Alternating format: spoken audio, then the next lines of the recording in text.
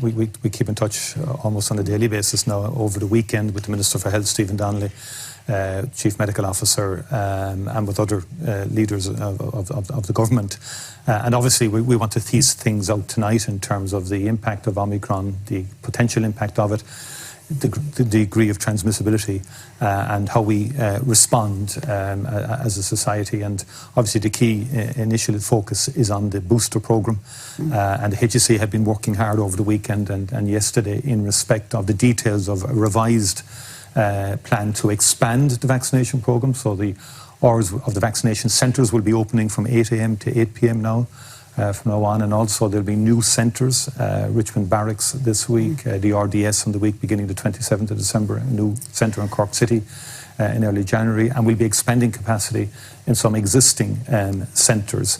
And then we're going to work with our GPs. 75% of the 1,300 GPs in this country have been vaccinating, doing a fantastic job. 500,000 doses administered by GPs already, but now we're asking all GPs to participate, to help with this national effort to get people boosted because of Omicron coming on and its transmissibility.